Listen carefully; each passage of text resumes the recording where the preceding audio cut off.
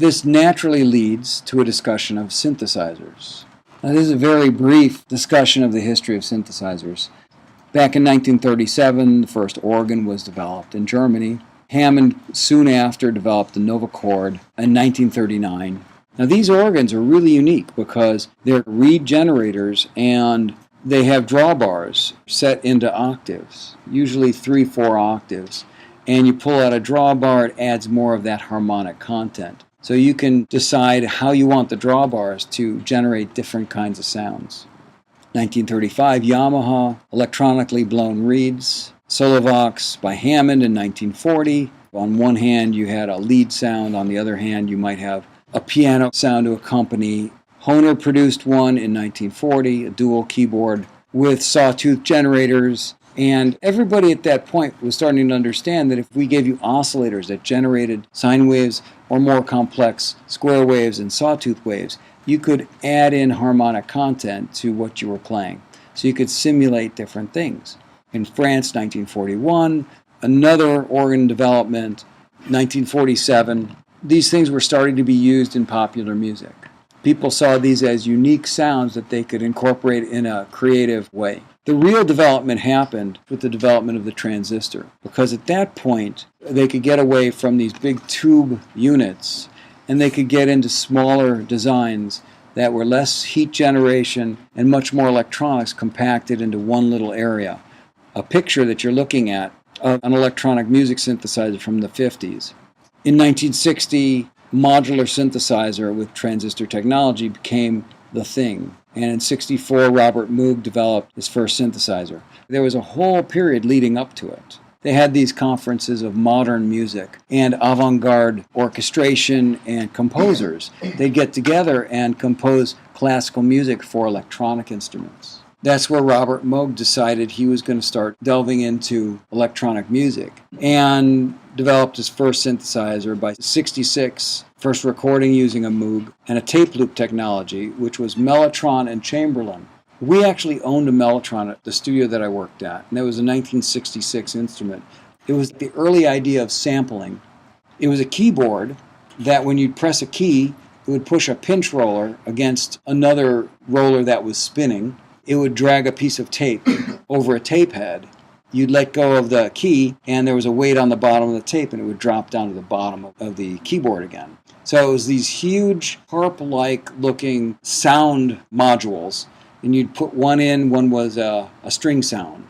Take it out, put another one in, one was a flute sound. And they were actual real sounds that were recorded on quarter-inch tape, and they had maybe 40 notes. And you'd play the keyboard just like you were playing a regular keyboard, and every time you'd hit a key, it would make that piece of tape go over this huge long tape head and play back. And you could only play it for so long, because if you held the note down too long, you'd get to the end of the tape, and then it would stop playing the note, and then you'd have to let go, and it would drop down and start over again. A lot of the early string sounds on the Beatles recordings were Mellotron. In 1968, Robert Moog developed the Mini Moog, which was groundbreaking. People still use the Mini Moog today.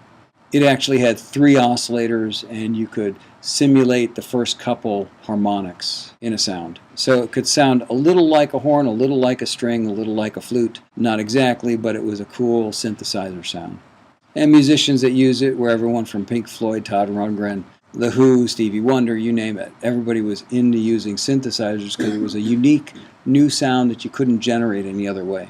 1977 was the Synclavier, which was a sampler. And that was a full-on computer system. And the manual stack was 5 manuals that were 5 inches thick each. Lots of people thought this was the coolest, newest thing. This was the ultimate. In '79, Fairlight came along with an easier sampler to use. Prophet 5 is still a great, cool-sounding analog synthesizer. And then, of course, the DX7, which was extremely groundbreaking. It was a really cool new technology. It was FM synthesis. 1987.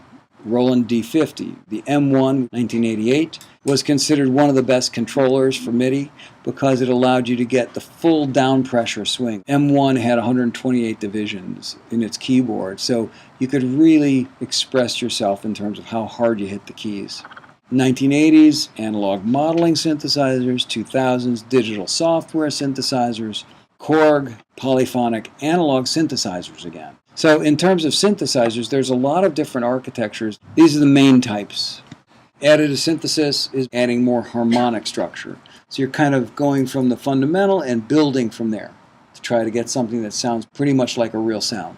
Subtractive synthesis is really unique, where they give you a much more full harmonic content, and then you go ahead and filter out things you don't want. So you're left with only the things you do want. FM synth, frequency modulated synthesis, physical modeling synthesis, algorithm-based DSP modeling spectrums. You can go ahead and you can look at the spectrum and see what the harmonic structure is and use an algorithm to recreate that. The same thing really occurs when you use a plugin, whether it's a compressor or an EQ. It's taking what the analog EQ or compressor would be doing to the signal and modeling it in the digital domain with an algorithm. The signal coming in comes out the right way as an analog piece of gear would have done.